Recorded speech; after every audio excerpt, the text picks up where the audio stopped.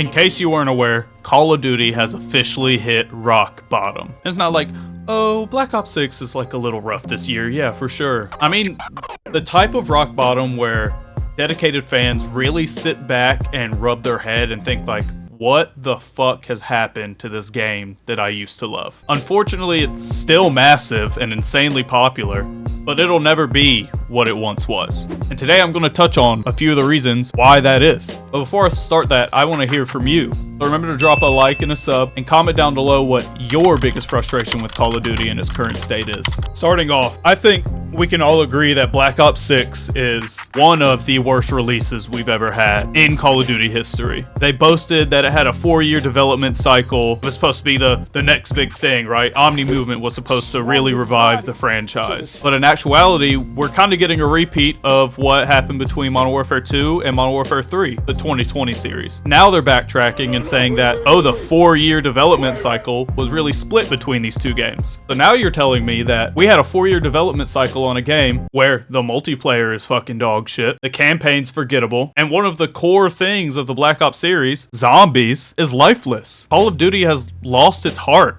its identity. It no longer has that spark that made games like Modern Warfare 2 and Black Ops 2 special. Everything kind of feels like the developers are just checking boxes on a checklist as opposed to trying to make a memorable experience. And I understand it's not the developer's fault. It is far from the developer's fault. Their jobs rely on the game being good and successful, and they only do what the big decision makers tell them to do. Trust me, I get that. But I truly just genuinely can't understand why they allow some of the issues that are in the current series to keep going on. Gun balancing is a mess. There's only like 3 to 5 viable guns to use, and if you use anything else, you're handicapping yourself. Next thing, I understand that there's a lot of PC gamers, and people like to use Discord and stuff, so this one may be a little harder to combat, but it's still worth bringing up. Some of my best memories in Call of Duty came from forced game chat. Everybody sits in private calls nowadays. The sense of community is dying. Add that on top of the fact that we have disbanding lobbies due to the worst thing that has ever plagued the Call of Duty franchise, which is how fucking aggressive their skill-based matchmaking is. Which, by the way, skill-based matchmaking,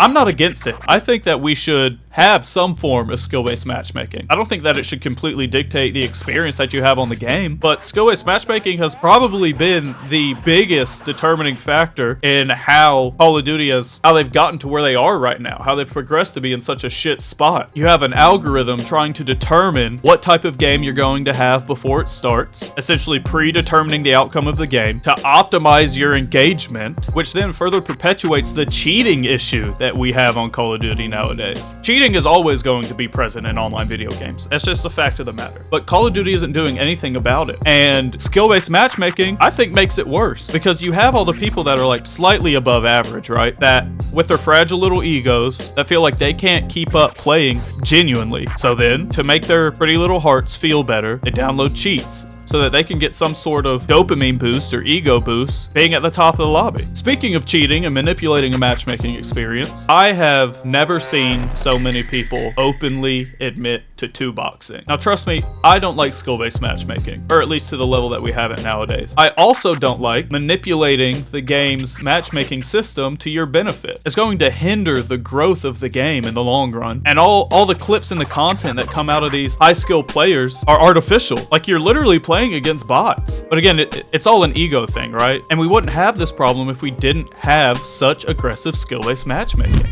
That's enough about all that bullshit. I want to talk about directly what the game has fucked up. Let's lead off with theater mode. That was such a big selling point for Black Ops 6 coming into it. It doesn't even fucking work. It's like hidden in the options menu. We don't have kill feeds.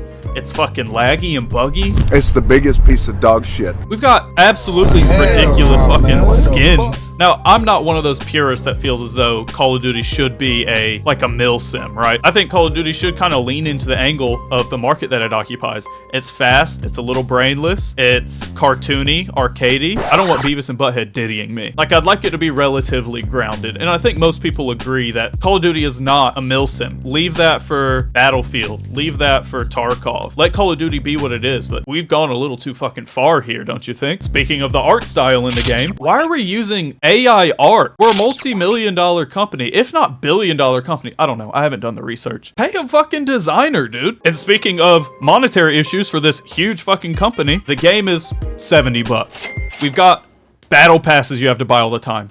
Then you have premium event passes.